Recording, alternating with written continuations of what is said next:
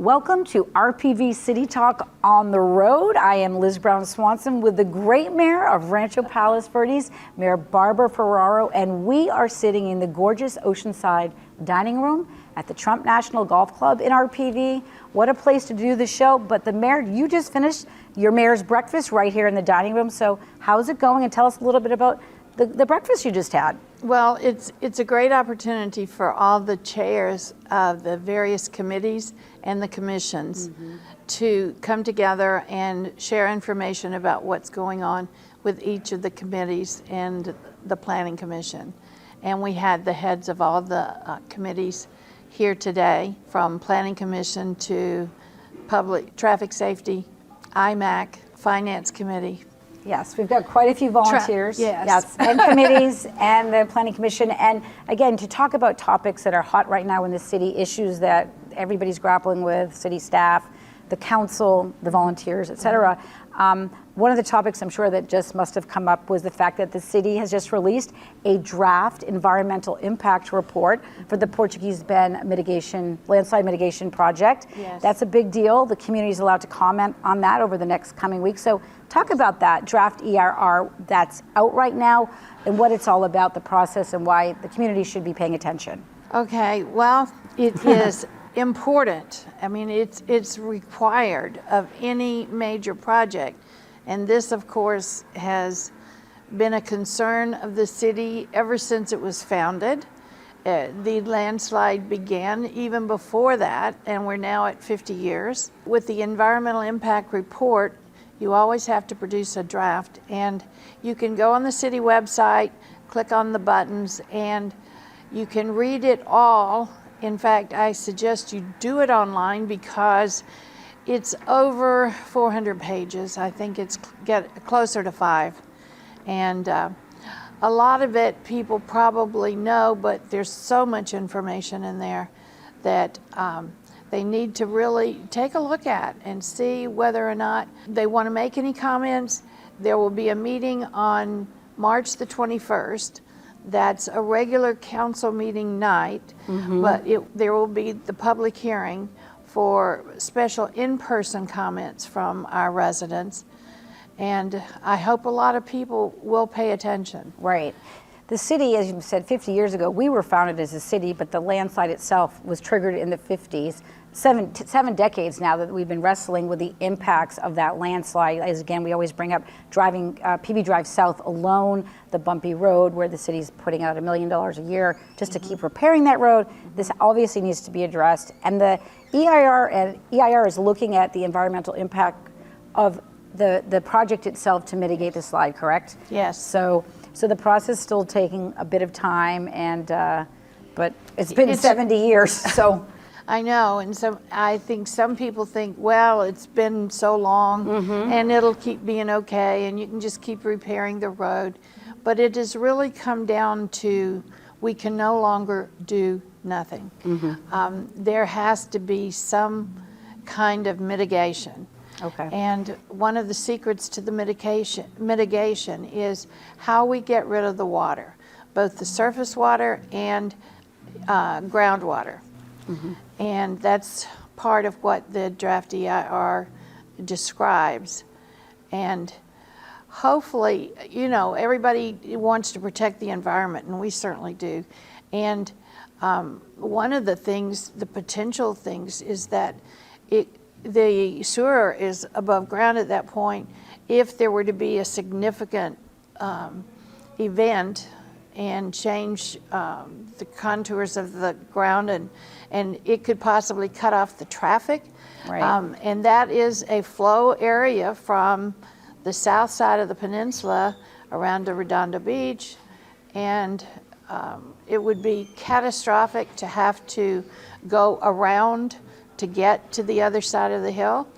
And also, if the sewer pipe were to break, that would be an environmental issue. So some people are worried that native plants might be removed or covered up, but it will be done in the best, safest environmental way possible. But something has to be done, because anyone that travels that way, and I do, every weekday getting to school and back to home, there'll be a new little bump here and a new little bump there, and part of it is sinking, and it just needs to be fixed, if possible. PV Drive South, where we are right now here at Trump National, major corridor, it would be catastrophic, as you said, if anything, if that road were to collapse. And so the community, watch that meeting. You can watch it right on the city website. It gets live streamed, right, to see that, and get online and check out. I know at 400 pages, I started scrolling, but it's pretty interesting to read what's been involved and what's going on, because this is a critical issue for our community. So we'll keep updating as we go. Mentioned sitting right here at Trump National. This is an incredible resource for our community. Yes. It's had a positive impact since they've opened the Trump Organization, put us on the world spotlight when they purchased this property, and it's been more than 20 years. Your reflections as mayor is the role you see this facility property playing right now in our community and how important they are. Well, interestingly enough, I was the mayor pro tem on my first stint on the council when Trump bought the property.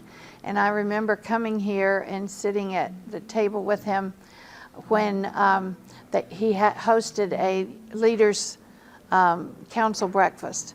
And we don't do that anymore, and I'm hoping we'll restart it, where the leadership from the Council of Homeowners and from the various homeowners groups individually, and committee members and commissioners can all come together. But it seems like it was just a few years ago, and to think that it's really 20 years ago is amazing. But they have done so much for the community. They participate in the Ed Foundation's fundraiser, and they contribute in so many ways.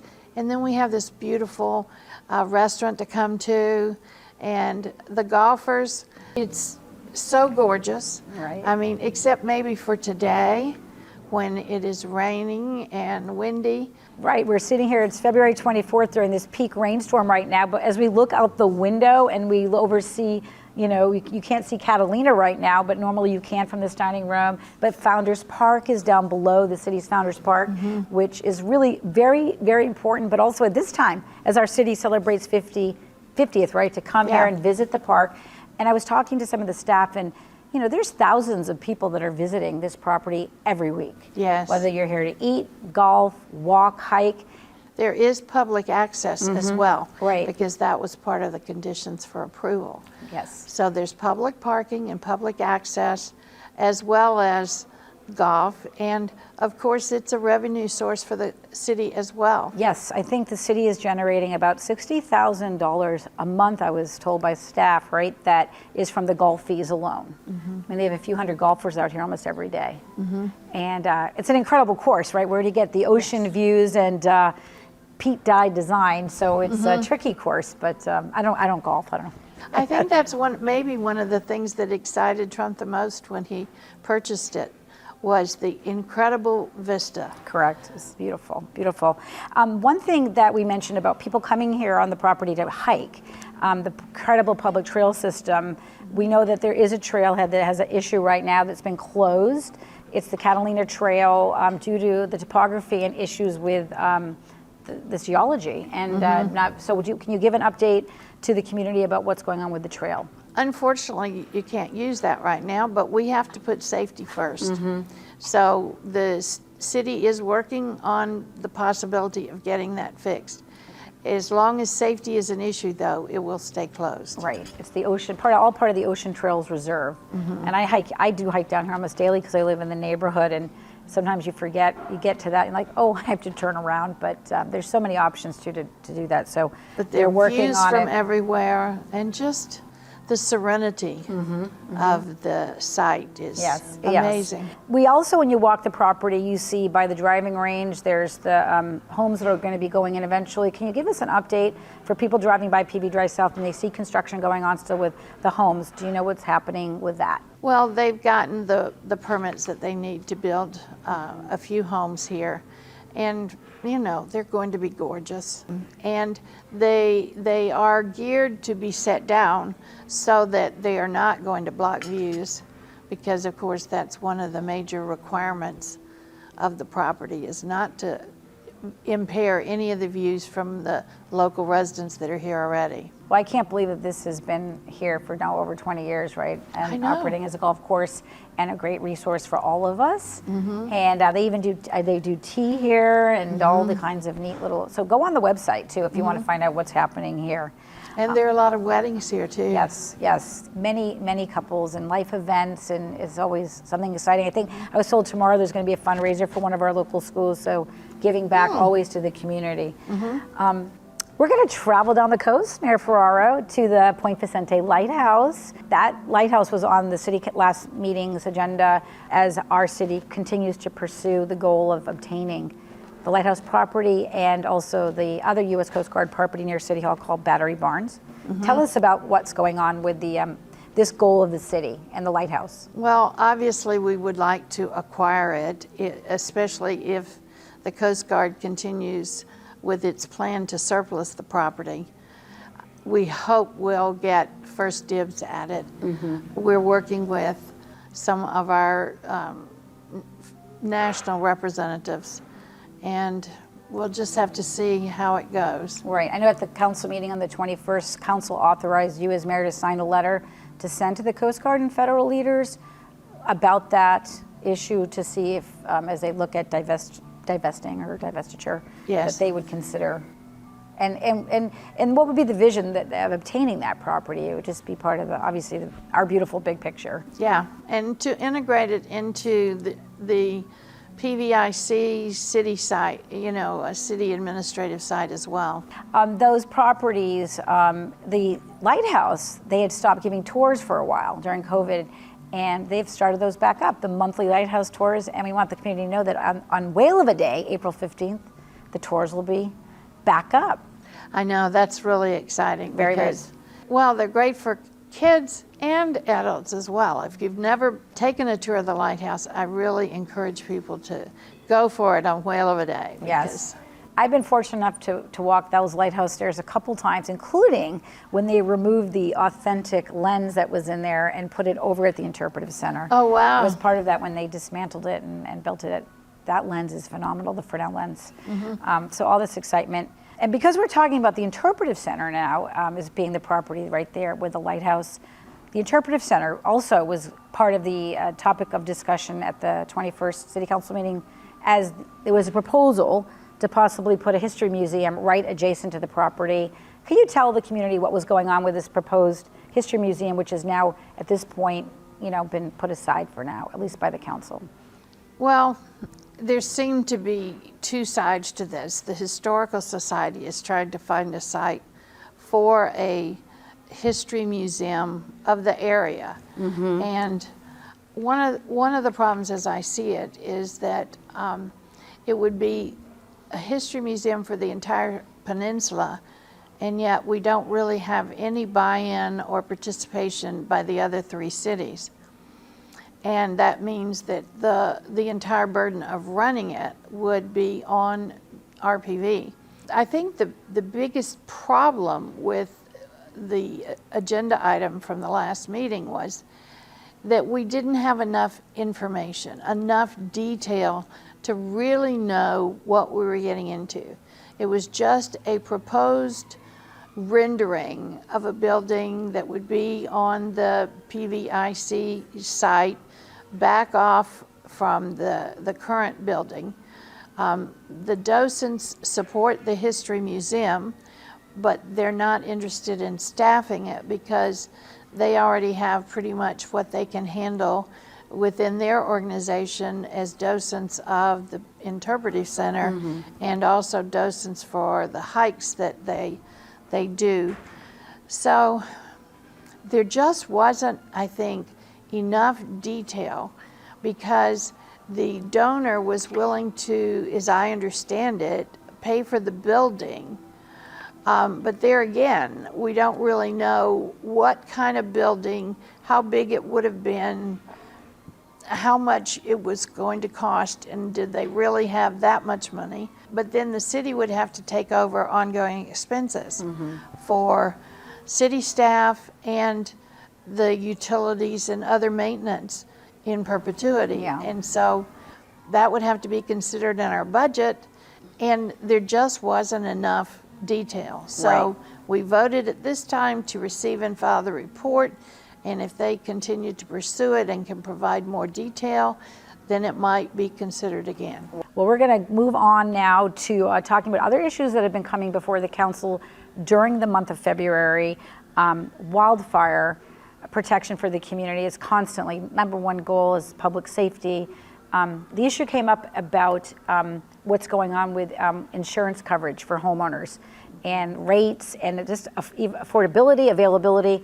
And you as a council are working on this. There's going to be a survey coming out to the community as well that's going to be drafted about the needs for wildfire insurance coverage. So talk about all of that and what residents should be paying attention to. Well, some residents have gotten letters from the county that they're going to be inspected for fire prevention and the hardening of the homes. And there's been a little bit of confusion trying to read the letters because it was ambiguous in places. But there will be information coming out from the city that really clarifies what people need to do. And basically what the fire department was saying is that they are going to inspect various homes. The letters were confusing to people because why am I getting this in the first place and what does it really mean? But it does mean that they are going to inspect the homes, and if you have a lot of brush or trees that are quite near your house or touching your house, you may be required to either trim them or remove them.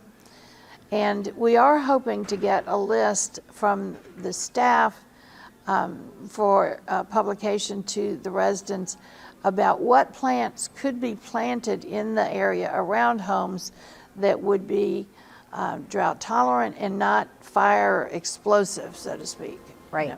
I know that you mentioned, I think it was 1,500 residents usually will get this letter about defensible space, and to have now 6,900, I'm one of the residents that received the letter. I'm in Seaview on PV Drive South, so I was surprised, but because of how close I guess I am to the entrance to the preserve, they've like remapped, right? Like how close are you to being at risk of getting an ember on your property? And so that would mean, for like my personally, I would have to be taking out all the plants around my home because I think you have to have 5 feet of defensible space. Yes. And what I'm understanding is now the county fire is going to do these inspections. They've got to have a staff to do all that. So there's still like a lot of unknowns, right? Including enforcement. And I think that these requirements won't be even, maybe we have like another year or grace period to figure all this out. They do charge a fee for their inspection, which will not be billed immediately, but it will go on their tax bills. Okay. And the current fee is $51. Next year it's going to go to $100, and then the next year will be $151. It's put on the tax bill. Well, stay tuned for more information Right. from the city. Also on the subject of survey, a homelessness survey went out to our community. You want to update residents on what were the takeaways from that? Well, I haven't seen the complete results yet, but we did get a lot more responses than we had thought. In fact, in the first couple of days, we had over 300 responses. And I think maybe yesterday was the end of the response period. But we'll take a look at that and see what results we get from the residents and go from here. In some ways, if you want to say we're fortunate that we don't have a large problem with homelessness, but there are many factors that go into someone becoming homeless. And it seems to me that if we don't address the underlying causes, just giving someone a roof over their head temporarily is not going to make a great deal of difference. In fact, some people prefer not to have it as opposed to some place that's given to them. But the major problems are addiction, alcohol, any kind of post-traumatic stress. And it's important to address all of that, not just the housing part. It has to be a complete package. So I hope that will be something that somehow we can participate in and help the situation, even if we don't have a large number here, that maybe in the Greater Peninsula area or the Greater South Bay area, we can help make a difference. We're going to move on to talk about issues that the community is dealing with right now and having to do with the spike in natural gas prices. When you got your gas bill, I mean, ours was $700 for 1 month. It was more than doubled in January, and for our house. So, but the city was addressing that. You had a meeting, and at the February 7th meeting, you were authorized as mayor to send a letter. Yes. To to discuss what was going on. Why don't you explain how the council was reacting to help? We'd like to see the prices come down. I already knew that the prices had gone up because my husband just about exploded when he opened our bill. He said it had gone from 200 to 300 and then from 300 to 600. Awesome. You know, and ridiculous. And with both of us at our ages, we're not going to be able to turn down the heat very much, you know. Put on another sweater, put on another blanket. There's really not a lot you can do. A lot of people still cook with gas. And how do you stop using the gas that's heating your home or providing a source for cooking, you know, and preparing meals? So it's, you know, we've heard from lots of the residents.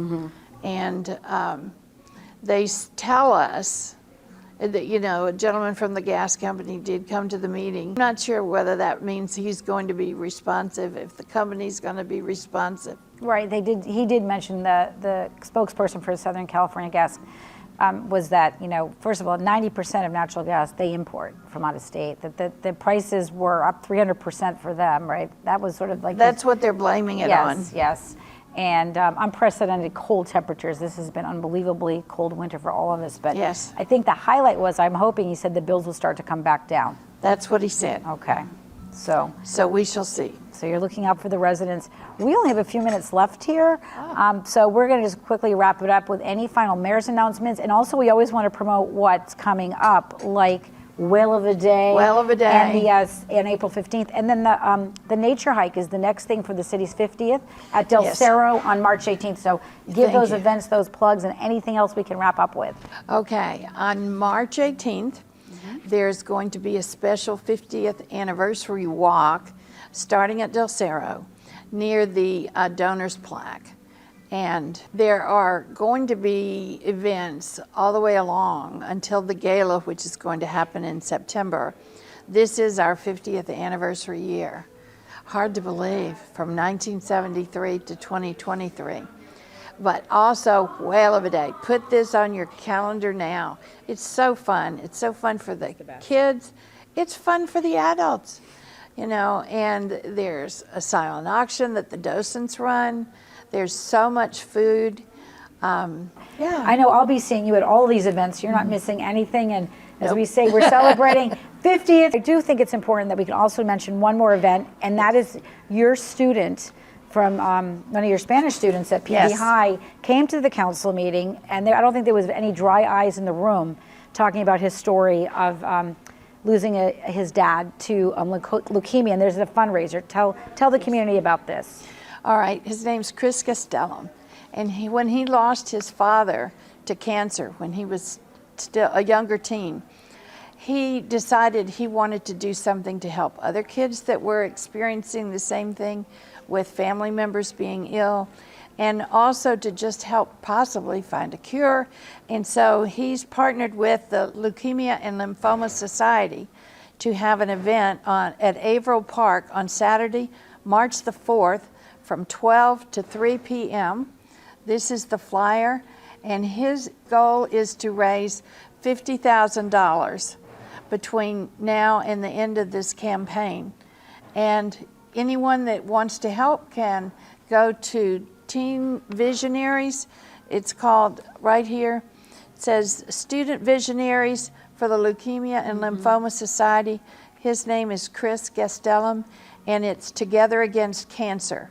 And this event is March the 4th, 12 to 3, Averill Park. And RPVtv will be there with the mayor Yes. to remind residents that you can give any day of the year. That Yes. this event is on the 4th, and this kid is incredible. PV High, you churn out the best students. Yes, we do. And they have the best Spanish teacher. Sí, absolutamente. All right, now it's time for us to say adios and gracias. Adios, gracias. Thank you so much, Mayor Ferraro, for all you do, and to the team here at Trump National for letting us be here for the Mayor's Breakfast and to do our City Talk on the road. It's been wonderful, and we'll see you at the next show and at the Yes. next City Council meeting. Thank you so much, Thank Liz. you. All right, that'll do it. I'm Liz Brown Swanson with Mayor Ferraro. See you next time.